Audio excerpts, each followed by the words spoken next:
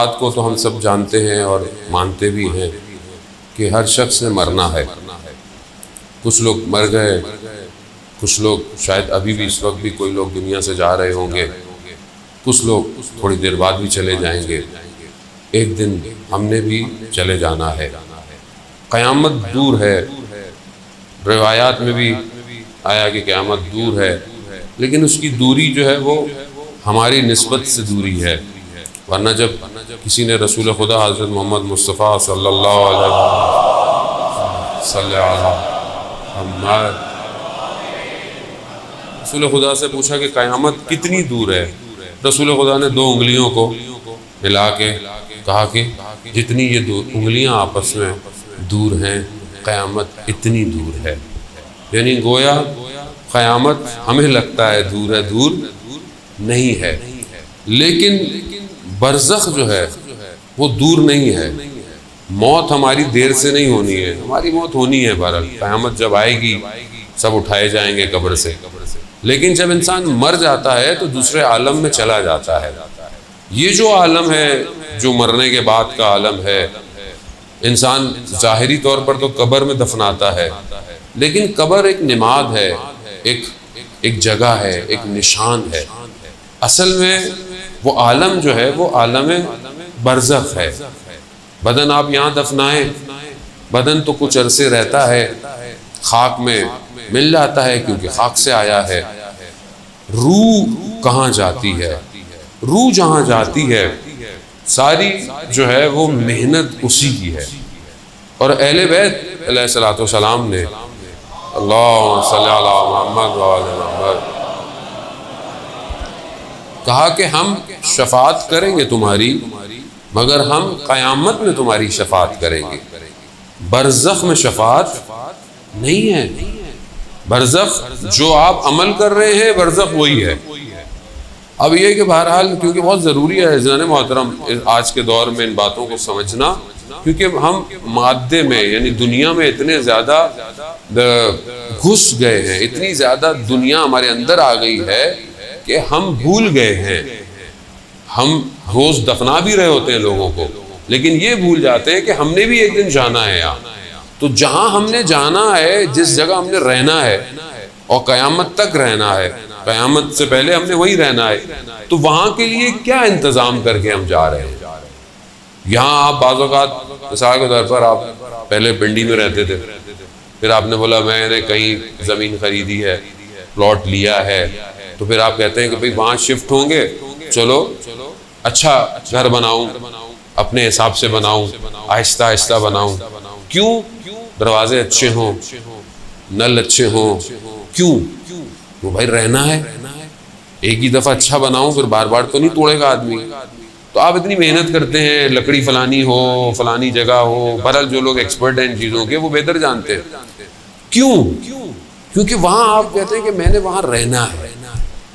یا یہ تو ایک بہرحال سفر ہے. یا مثال کے طور پر آپ یہاں سے دوسرے شہر جا رہے ہو، دوسرے ملک جا رہے ہو، تو اب جہاں جا رہے ہیں تو آپ پہلے سے پریشان ہوتے ہیں، وہاں موسم کیسا ہے، جگہ کیسی ہے، کھانا کیسا ملے گا، مجھے کیا لے کے جانا چاہیے، کتنے دن کا سفر ہے، ہفتے کا سفر ہے، 10 دن کا سفر ہے، کپڑے کیسے رکھوں، سردی تو نہیں ہے وہاں زیادہ.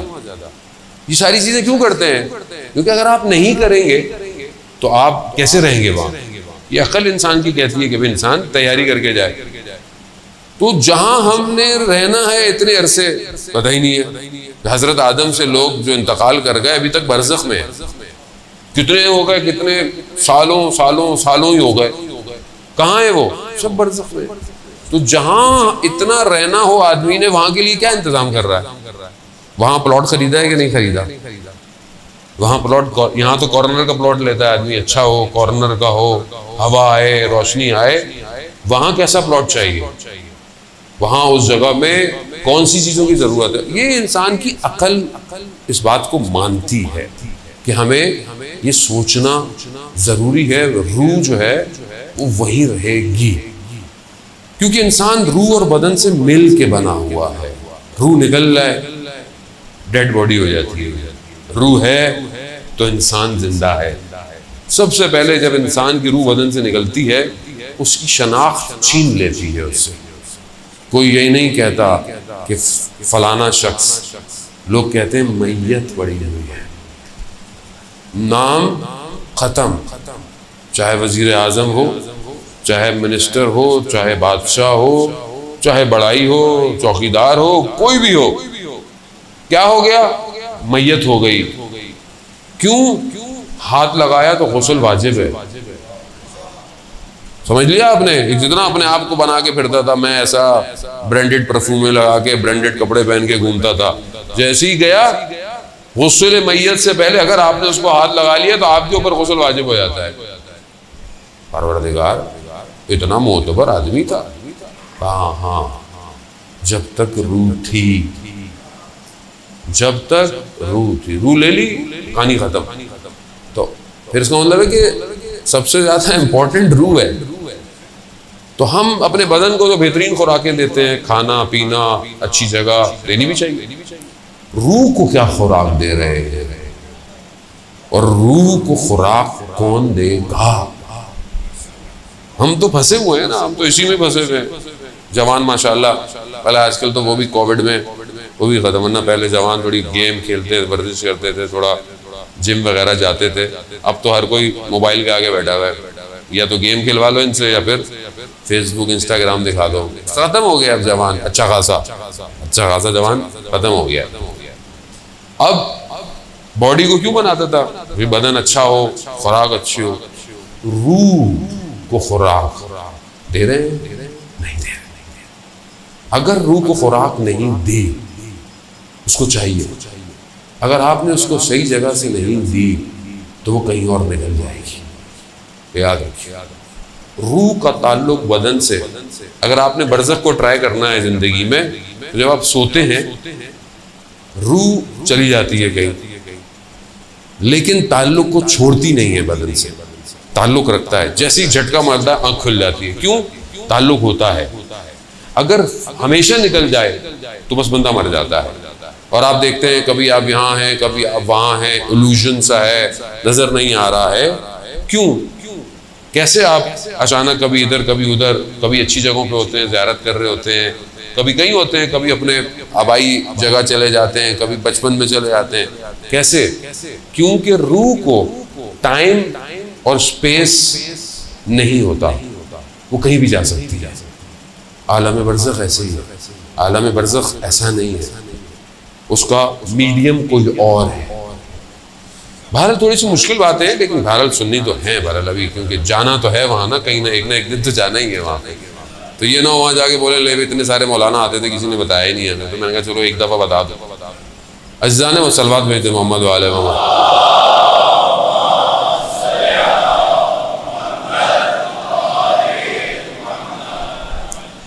شخص آیا، بہرحال آپ کی خدمت میں حدیثی پیش کرنے کا لیے مقدمہ بنایا میں نے. شخص آپ رسول خدا کی خدمت میں آیا، کہا کہ یا رسول اللہ مجھے اجازت دیں میں موت کی تمنا کروں. موت کی تمنا کروں. قرآن بھی کہتا ہے بہرحال کہ جو لوگ یہ دعوے کرتے ہیں، وعدے کرتے ہیں، وہ موت کی اگر سچے ہیں تو موت کی تمنا کرے. موت کی تمنا کیا کرے؟ تو رسول خدا نے جو ہے وہ ہر شخص تھا، عرب کا تھا، رسول خدا نے اسے منع نہیں کیا. رسول خدا نے فرمایا کہ اگر تم موت کی تمنا کرنا چاہتے ہو تو اس سے بہتر یہ ہے کہ تم نے جہاں جانا ہے وہاں کی تیاری کرو.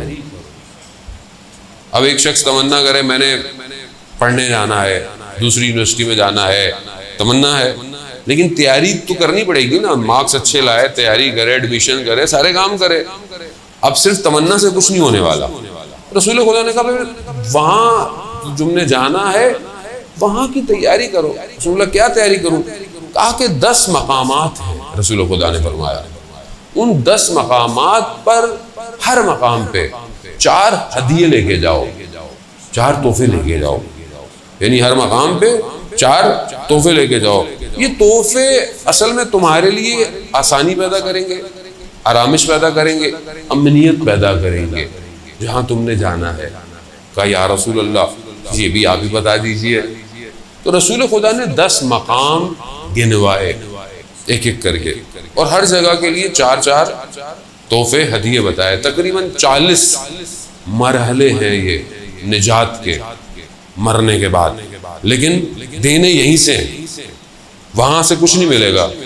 یہ اکاؤنٹ آپ کو یہیں کھولنا ہے، 40 چیزیں آپ کو یہیں جمع کرانی ہے. وقت تو خیر میرے پاس نہیں ہے کہ میں آپ کو 40 ساری بتاؤں، کیونکہ میں جہاں شروع کرتا ہوں 4 بھی پوری نہیں ہو پاتے. ٹھیک ہے، پہلے میں نے ایک دفعہ پاکستان میں پڑھا تھا، تھوڑی سی حدیث پھر چلا گیا تھا، لوگوں نے میسج کرنا شروع کی مولانا صاحب باقی بھی تحفے بتا ہی دیجیے. بہرحال میں نے آن لائن پڑھے ہیں، لیکن ذرا مختلف ملکوں کے اندر ڈفرینٹ جگہ پہ تھے. لیکن بہرحال رسول خدا نے اس کو یہ کہا کہ یہ تیار کرو. تو پہلا مقام کیا ہے؟ پہلا جو ہستی انسان کو اس عالم میں ملتی ہے جب انسان کی روح سے جدا ہو رہی ہوتی ہے، وہ حضرت اسرائیل ہے. اب حضرت اسرائیل کا نام آتا ہے لوگ گھبرا جاتے ہیں، آ گئے. تو حضرت اسرائیل ہر جگہ خود نہیں جاتے، وہ بڑی ہستیوں کے پاس جاتے ہیں، ورنہ ان کے بہت سارے اور ملائکہ جو انہوں نے رکھے ہیں وہ یہ کام کرتے ہیں. پہلی ہستی وہ ہے جو آپ کو ٹرانزیشن کراتی ہے، یعنی میٹر سے، مادے سے آپ کو ایگزٹ دیتی ہے، وہ حضرت اسرائیل علیہ السلام. اب وہ ہستی ہے جو سب سے پہلے آپ کو فیس کر رہی ہے.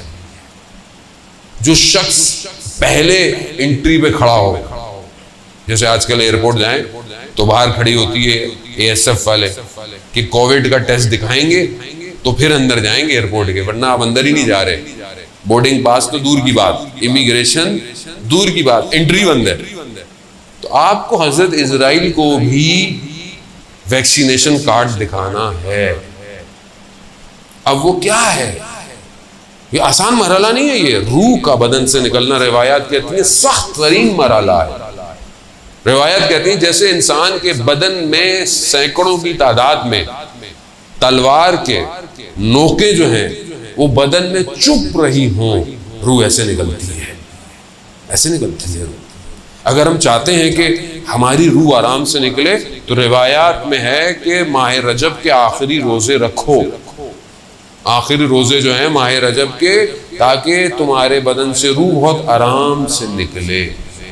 ایسا نہیں ہے، خوب ظاہر ہر چیز کا حل تو بتایا ہے.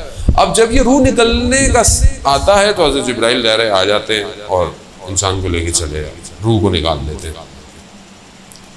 آیت اللہ قمشی فرماتے تھے مفسر قرآن کہ روح مجرد ہے، دوسرا عالم ہے، بدن مادہ ہے اس عالم کا.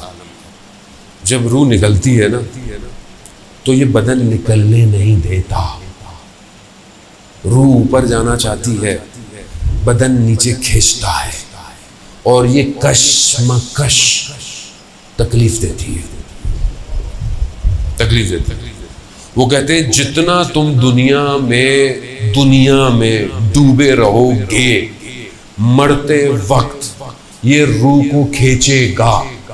اور یہ عمل اتنا لمبا چلتا ہے کہ جو انسان کی زیادہ خواہش ہوتی ہے اس طرف روح کو کھینچا جاتا ہے، اور یہ تکلیف دہ عمل ہوتا ہے، کھینچتا ہے یاد. اور اگر آپ ساری زندگی پروردگار کی طرف تو روح بڑے آرام سے نکل جاتی ہے، آرام سے اوپر چلی جاتی ہے.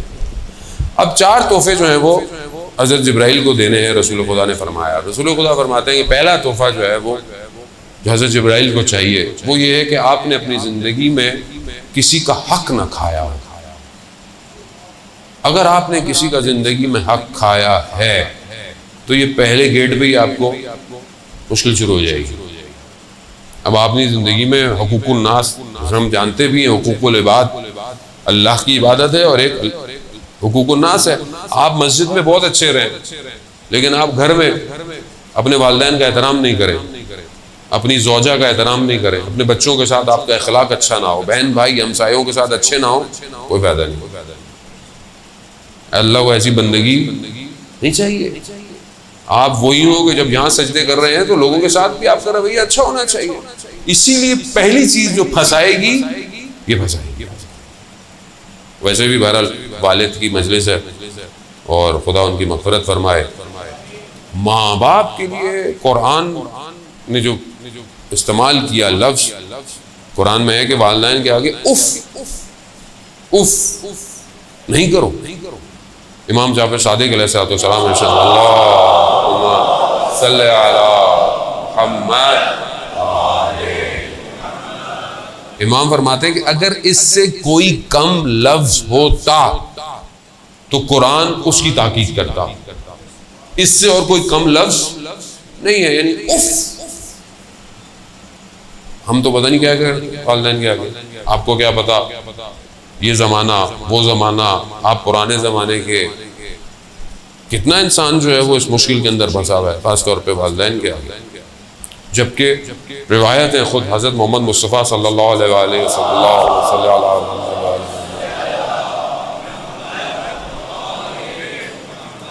خود رسول خدا ارشاد فرماتے ہیں کہ والدین والد کے آگے, خاص طور پہ والد کے آگے تواضع کے ساتھ رہو.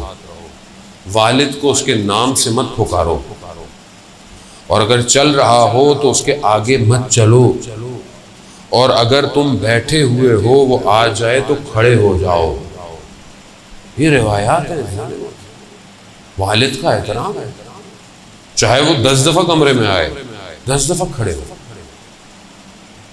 اس نے تمہیں انگلی پکڑ کے چلنا سکھایا ہے, تم چل نہیں سکتے تھے, اس نے تمہاری انگلی پکڑی ہے. آج جب چلنے لگے ہو تو آج تم اس کو سکھا رہے ہو. ٹھیک ہے زمانہ چینج ہو گیا ہے, ٹھیک ہے چیزیں, مگر احترام. خوب یہ حقوق العباد ہیں. یہ پہلی چیز جو گھر کے اپنے اندر ہے. پھر اسی طرح ماں کا احترام ہے. تو عزیزان محترم, اب انسان دنیا میں کس طرح رہ رہا ہے. گزر گیا برابر میں سے, کسی کی گاڑی پہ نشان لگا دیا, چلتے ہوئے میں گاڑی کھڑی ہوئی تھی, آپ گزر گئے, نشان لگ گیا, آپ نے بولے جلدی جلدی نکل جاؤ پتہ نہیں چلے. قیامت میں یہ نشان پھنسا دے گا, پھنس جائیں گے. وہ شخص آئے گا بولے گا اس کا جو نقصان کیا تھا مجھے دو. اب آپ وہاں کہاں سے دیں گے؟ وہاں کریڈٹ کارڈ تھوڑی چلے گا, وہاں پھنس جائیں گے. شخص نجف میں رہتا تھا, کسی کو قرض دیا ہوا تھا, پیسے واپس نہیں کرتا تھا, تو اس کو کسی نے کہا کہ یہ جو جس نے آپ کے پیسے لیے ہوئے ہیں یہ فلانے عالم کے درس میں جاتا ہے, تو آپ ان عالم سے ریکویسٹ کریں تو شاید وہ ان کو تذکر دے تو یہ آپ کو پیسے واپس کر دے. چلے گئے, ان سے ریکویسٹ کی, وہ درس دے رہے تھے. انہوں نے کہا کہ جب میں درس تعلیم سیکھنے سے پہلے میری دکان تھی, ایک دن ایک یہودی میری دکان پہ آیا, اس کا کچھ ایک دھرم بچتا تھا, تو میں نے کہا بعد میں لے لینا. اس نے کہا نہیں مجھے ابھی چاہیے, میرے پاس نہیں تھا. میں نے کہا بعد میں لے لینا, میں بعد میں دے دوں گا. کہا نہیں مجھے ابھی چاہیے, ابھی چاہیے. خلاصہ وہ چلا گیا. کہتے میں ایک دن سو رہا تھا, میں نے خواب میں دیکھا کہ قیامت کا دن ہے اور صراط پہ سے مجھے لے کے جا رہے ہیں ملائکہ, اور ایک دم آگ ہے ایک طرف, باہر نکلا اور مجھے کہتا ہے کہ میرا ایک دھرم واپس کرو. میں نے کہا کہ میں یہاں کہاں سے تمہیں ایک دھرم واپس کروں. میں نے ملائکوں کو کہا کہ اس کو آپ ہٹائیں. کہا یہ معاملہ دنیا میں طے کر کے آنا تھا, ہم نہیں ہٹا سکتے اس کو, دنیا کا معاملہ ہے. خواہ میں نے بہت کوشش کی مگر نہیں مانا. اس نے کہا بھائی ایک شرط ہے, یہ جو میں آگ میں میری انگلی جل رہی ہے یہ میں تمہارے سینے میں لگانا چاہتا ہوں. اب کیا کرتا وہ, اس کے پاس آپشن ہی کوئی نہیں تھا. اس نے لگاؤ. جیسے اس نے لگائی سینے میں سوراخ ہو گیا جلتا ہوا. جب یہ اٹھا ایک دم تو اس نے دیکھا اس کے سینے میں سیاہ داغ ہے, اور اس نے درس میں کھول کے دکھایا کہ یہ وہ ایک دھرم ہے.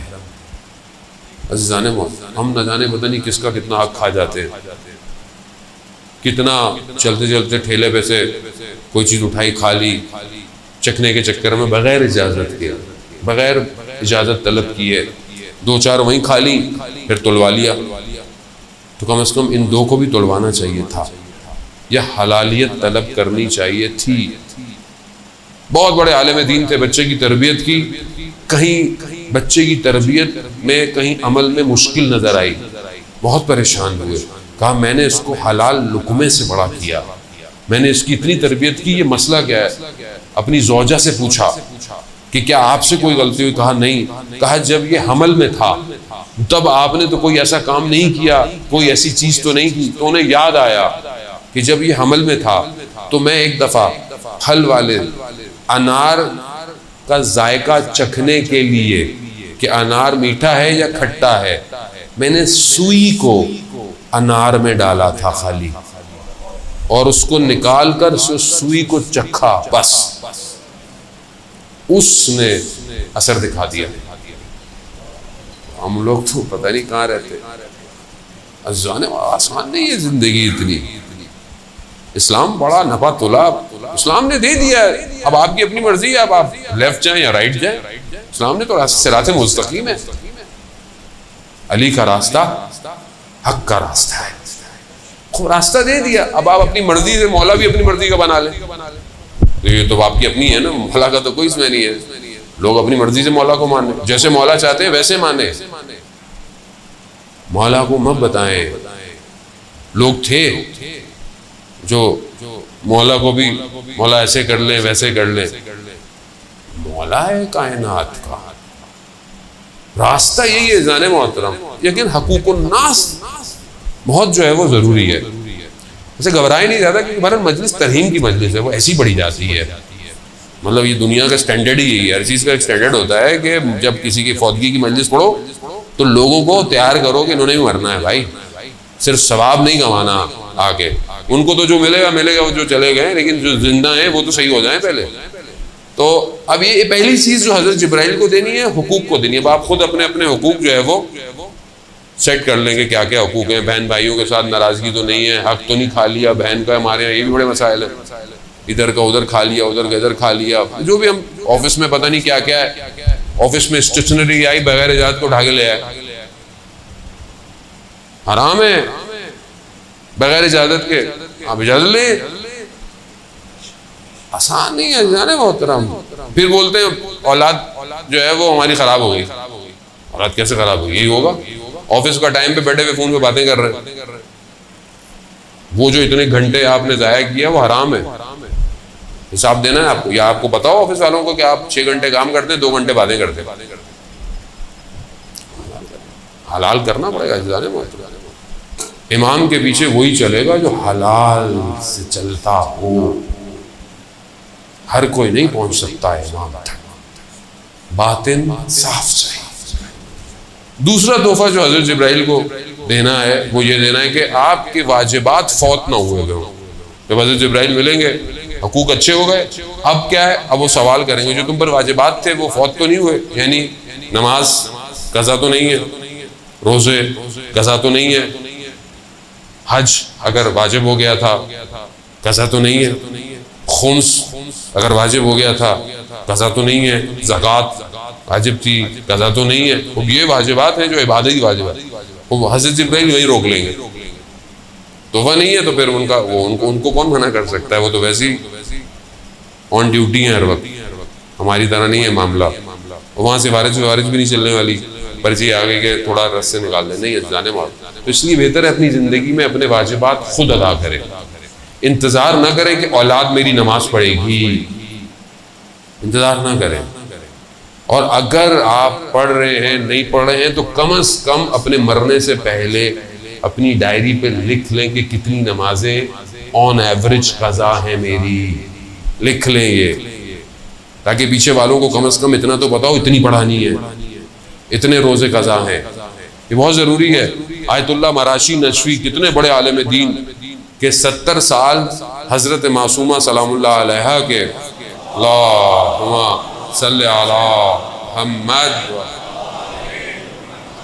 بی بی کے زائر رہے، پہلے زائر تھے، انہوں نے اپنے والد کو خواب میں دیکھا، وہ بھی عالم دین تھے نجف کے، خواب میں دیکھا کہ حرم میں امام حسین علیہ السلام ہے اور حرم کے اندر ہیں، بابا سے کہا بابا بہت عرصہ لگا دیا خواب میں آتے آتے، کہا ہاں ایک جگہ پھنسا ہوا تھا، کہا بابا، کہا ہاں نجف میں ایک بقال تھا، یعنی دکاندار تھا، اس سے میں نے کچھ لیا تھا، وہ حساب رہ گیا تھا، اتنے بڑے عالم دین لیا لکھا ہوگا رہ گیا ہوگا، کہا بابا میں کچھ کرتا، ہاں اس کو ڈھونڈو، جاؤ، یہ ہر کسی کو نصیب نہیں ہوتا کہ خواب میں آ کے اپنی اولاد کو نشان نہیں کرے، ہر کسی کو نصیب بھی نہیں ہوتا، یہ آئے گئے ڈھونڈا دکاندار, کہا بابا کا تھا, کہا اوپر رسیدیں پڑی ہوئی ہیں, خود دیکھ لو. ڈھونڈی, رسید مل گئی, اتنے دینار دینے تھے, دیے. معاملہ برزخ کا ہے. ذرا سی کتنی کتابیں جان محترم, منازل الاخرہ, ٹھیک ہے, یہ مشہور کتابیں ہیں, ان کے اندر یہ سارے واقعات ہیں. شیخ عباس شہید دست غیب نے اپنی کتابوں کے اندر یہ واقعات بیان کیے ہیں. ذرا سی کوئی چیز رہ گئی ہے آپ کو دینی ہے, یہ تو لین دین ہے, وہ تو بہرحال واجبات, نماز, عبادات. ہم کہتے نہیں مسئلہ ہی نہیں, ہم تو نکل جائیں گے. ایک نماز کا میں آپ سے سوال پوچھنا شروع کر دوں نا, آپ گھبرا جائیں گے, وہ تو اوپر والا ہے. اچھا یہ سوال آپ سے نہیں, مجھ سے بھی پوچھا جائے گا, سب سے پوچھا جائے گا. تم نے نماز پڑھی فلانے دن, تم 14 سال میں واجب بالغ ہو گئے تھے, 14 سال میں 15 سال میں بالغ ہو جاتا ہے آدمی اسی رینج میں. تم نے نمازیں دیر سے کیوں پڑھنا شروع کی؟ اور جب واجب ہو گیا تھا تم پر, تو تم نے پہلی نماز جو پڑھی تھی اس کی قرت تمہاری ٹھیک نہیں تھی. تم نماز پڑھ رہے تو تمہارا دھیان کہاں تھا؟ تم نے فلانے دن یہ کیا, تم نے واجب ہو گیا نا. اب تو بیٹی 9 سال میں واجب ہو جاتی ہے, پردہ واجب ہے اس کے اوپر 9 سال میں. ہمارے یہاں نہیں, ابھی تو بچی ہے, ابھی تو بچی نہیں ہے. محرم نامحرم سکھائیں, 7 سال میں سکھائیں اسے. 7 سال کی بچی کو محرم نامحرم سکھا دیں, یہ کزن تمہارا محرم نہیں ہے, یہ نامحرم ہے تمہارا. اسلام پوری قرآن کی آیتیں آپ کو بتا رہی ہے محرم نامحرم. آپ اپنی بچی کو 7 سال سے سکھائیں تاکہ 9 سال تک وہ الرٹ ہو جائے, اسے پتہ ہے کس کے آگے حجاب میں آنا ہے, کس کے آگے حجاب میں نہیں آنا, گھر کے اندر کس سے بات کتنی کرنی ہے. اسلام ہے جانے محترم. خدا جانتا ہے کہ اس ہیرے کو کیسے چھپا کے رکھنا ہے, خدا بہتر جانتا ہے. اسی لیے تو جب رسول خدا نے مسجد کے اندر یہ سوال کیا کہ خاتون کے لیے سب سے بہترین کام کیا ہے, سب سے پوچھا, کسی نے جواب نہیں دیا. حضرت علی نے بھی سنا, حضرت علی گھر گئے اور جا کر سیدۃ النساء العالمین سے حضرت فاطمہ سلام اللہ علیہا, اللہم صلی علی محمد و آل محمد, بی بی سے جا کے پوچھا کہ آپ کے نزدیک خواتین کے لیے بہترین عمل کیا ہے؟ تو بی بی ارشاد فرماتی ہے, ایک خاتون کے لیے سب سے بہتر یہ ہے کہ اسے کوئی مرد نہ دیکھے اور وہ بھی کسی مرد کو نہ دیکھے. جا کر جب مولا نے جا کر رسول کی خدمت بتایا کہ کہا علی یہ پہلے تو آپ نے نہیں بتایا, کہا میں آپ کی بیٹی سے پوچھ کے آیا, کہا یہی بہترین ہے. خوب سکھائیں, واجبات ہیں یہ. رجب علی خیاط جو بہت بڑے عارف تھے, سڑک پہ جا رہے تھے اپنے بیٹے کے ساتھ, تو ایک خاتون جو بے حجاب تھی, بال اس کے کھلے ہوئے تھے, تو یہ اس کو دیکھ رہے تھے. تو کہا بابا آپ ہمیں منع کرتے ہیں نا محرم کو نہیں دیکھے, آپ اس کو دیکھ رہے. کہا جو میں دیکھ رہا ہوں تمہیں نظر نہیں آئے گا. کہا کیا؟ کہا یہ اپنے ساتھ آگ لے کے جا رہی ہے. نامحرم عورت, بال کھلے ہوئے, بدن نمایاں, آج کل جو ہمارے عام ہو گیا ہے. کہا یہ جو جا رہی ہے سڑک پہ, یہ آگ جہنم کی اپنے ساتھ لے کے جا رہی ہے, جو اس کو دیکھتا ہے وہ بھی اسی آگ میں چلا جاتا ہے. اب آپ دیکھ لو کہ آدمی کہاں آگ کے اندر گھوم رہا ہے صبح شام. سارے جب آپ تربیت نہیں کریں گے یہی ہوگا. تو یہ ضروری ہے کہ آپ اپنی واجبات, نماز اپنے ٹائم پر, اپنے روزے, یہ سب جو ہے وہ خود کر لے. اور جو اگر خدا نہ خواستہ بہرحال اللہ کی مصلحت ہے, حق ہے, اگر آپ کے والدین دنیا سے چلے گئے ہیں تو آپ ان کے لیے پہلی فرصت میں ان کے اس کام کو انجام دیں. خود نہیں دے سکتے, کسی کو ہدیہ دے کے یہ کام کو کروائیں, کیونکہ وہ پھنسے ہوئے ہیں ان مراحل میں.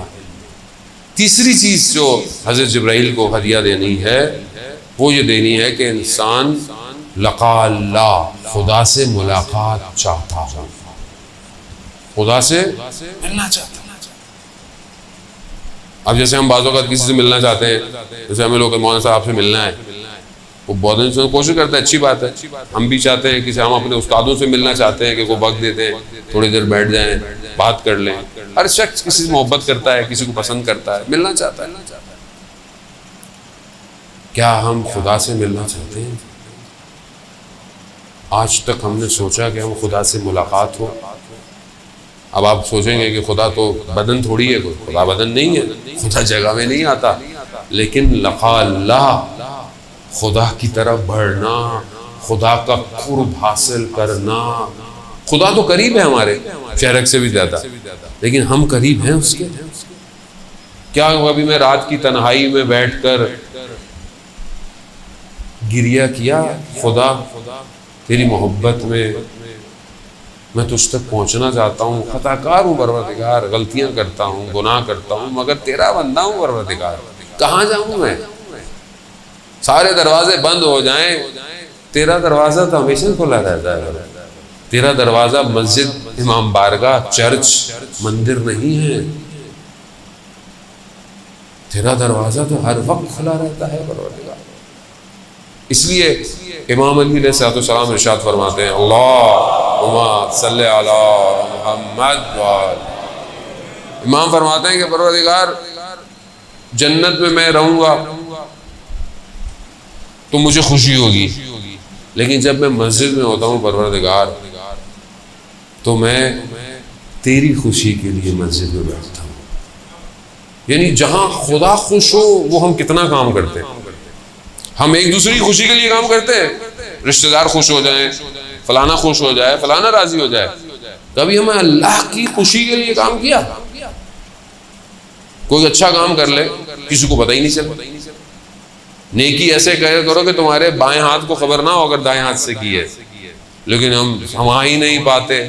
کوئی کام ہم سے ہو جائے ہم تو محلے کو نہ بتائیں، اور جب تک تو فیس بک پہ اسٹیٹس نہ ڈالیں آج کل تو پتہ کیسے چلے گا کہ نیکی کی ہے ہم نے. اللہ کے لیے کیا کرتے ہیں آپ مجھے بتائیں. بولا میں نماز پڑھتا ہوں، میں نماز پڑھتا ہوں. حضرت موسیٰ سے بھی سوال ہوا تھا، پروردگار نے کہا کہ اے موسیٰ ہمارے لیے کیا ہے؟ کہا پروردگار نماز ہے، عبادت ہے. کہا نہیں وہ تو تم اپنے لیے پڑھتے ہو، ہمارے لیے کیا ہے؟ کیا ہے پورا دن 24 گھنٹے میں اللہ کے لیے کیا ہے؟ سوچیں عزیزان موت، یہ ساری کائنات بنی کس لیے؟ کس لیے 1,24,000 بھیجے؟ کس لیے 12 امام بھیجے؟ کس لیے؟ اس کے لیے. امام حسین علیہ السلام نے قربانی کس کے لیے دی؟ لا الہ الا اللہ. یہ کہاں ہے زندگی میں؟ لقاء اللہ کہاں ہے؟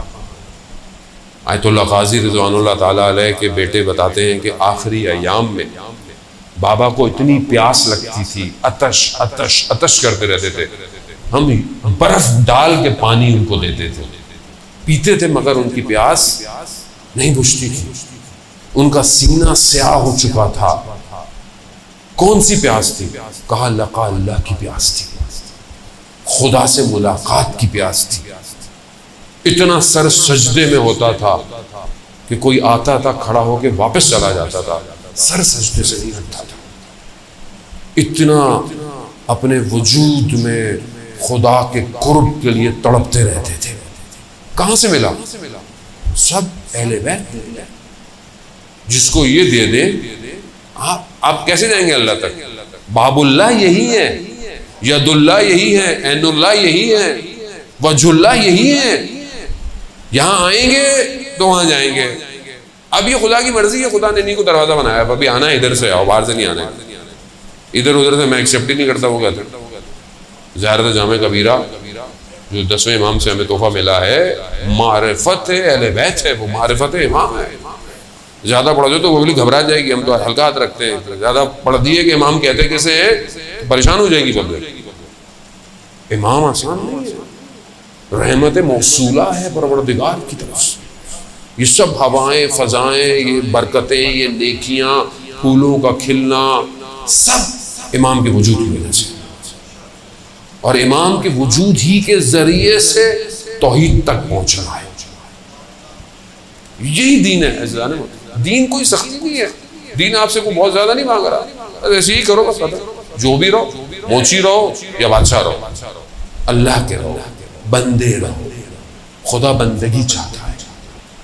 یہ لقاء اللہ اپنے اندر پیدا کریں. خاص طور پہ جو جوان ہے، ماشاءاللہ جوان ہے، آپ کو اللہ نے جوانی دی ہے. بڑھاپے میں تو تسبیح ہاتھ میں پکڑ لی، اور یہ ہوتا تو میرا آپشن نہیں ہے نا، ابھی تو وہ کام ہی نہیں ہے، اور ویسے نہیں خدا نخواستہ بزرگ با احترام ہے، عبادت گزار ہیں پہلے سے، لیکن جوانی میں اگر رات کو اٹھا اور اس کی بارگاہ میں استغفار کیا اور گریہ کیا، سمندر کی مچھلیاں استغفار کریں گی انسان اگر اس کے لیے۔ چوتھی چیز جو حضرت جبرائیل کو دینی ہے، آخری، وقت بھی بہت تیزی سے جو ہے وہ آگے بڑھ گیا، وہ یہ ہے کہ موت کی تمنا کریں، موت سے بھاگے نہیں، ڈرے نہیں موت سے، وہ ڈر کی چیز کا جانا ہی ہے۔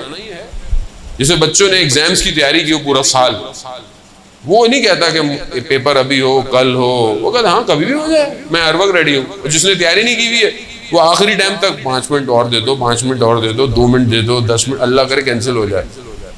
کووڈ ہے تو اللہ کرے کووڈ میں امتحان، کتنے لوگ پاس ہو گئے کووڈ میں، اچھے نمبروں سے پاس ہو گئے، گھروں میں بیٹھ کے پیپر حل ہو رہے ہیں۔ کمبائن اسٹڈی ہوتی تھی، اب کمبائن پیپر حل ہو رہا ہے۔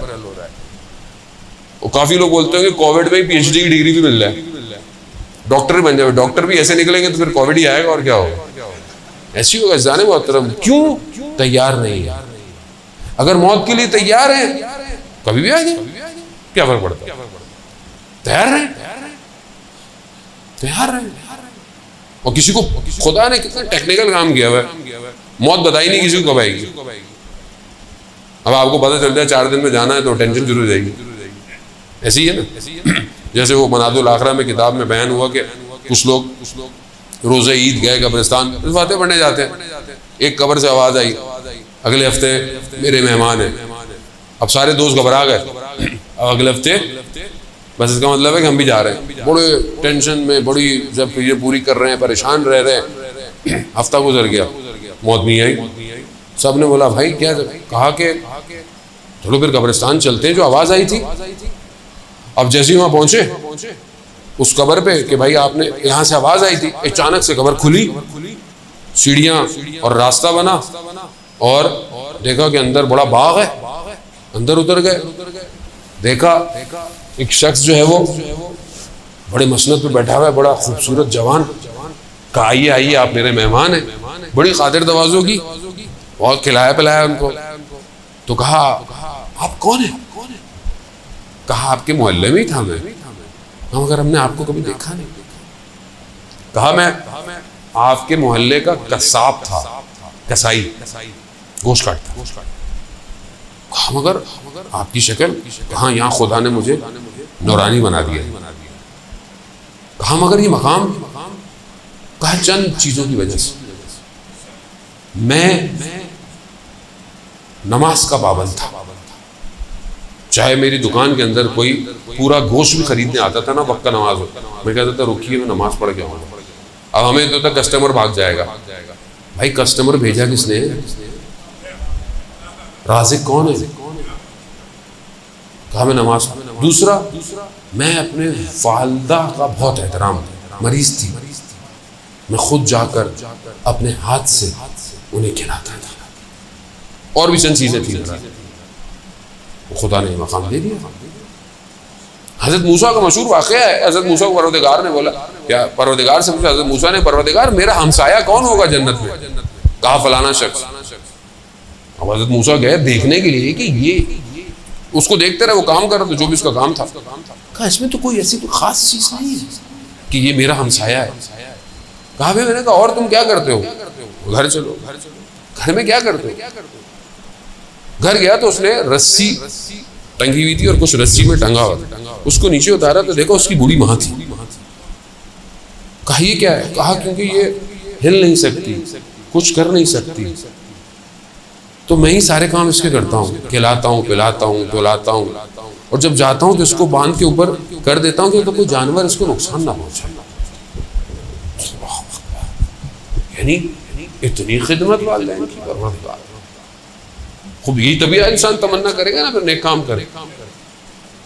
اذان محترم، عالم دین کہتے ہیں میں نے خواب میں دیکھا کربلا، سید الشہداء کا حرم، شب جمعہ، ایک جوان آیا، وہ زری کے سامنے کھڑا ہوا، اس نے زری کے سامنے کھڑا ہو کر امام کو سلام کیا۔ میں نے دیکھا خواب میں کہ امام نے اس کو جواب دیا اور وہ مسکرایا۔ میں نے خواب دیکھا، دوسرے دن میں نے دیکھا شب جمعہ، میں بیٹھا ہوا حرم میں اسی جگہ جو میں نے خواب دیکھا تھا، میں نے دیکھا وہی جوان مجھے نظر آیا، اور میں نے اس کو غور سے دیکھا تو اس نے سلام کیا، مجھے دوسری طرف نظر نہیں آیا مولا، لیکن میں نے دیکھا وہ مسکرایا. کہا جیسے ہی وہ اپنی راز و نیاز سے فارغ ہوا میں چلا گیا اس کے پاس. میں نے کہا کیا ماجرا ہے؟ کہا کیا؟ کہ میں نے ایسے ایسے خواب میں دیکھا ہے. کہا ہاں تم نے صحیح دیکھا ہے.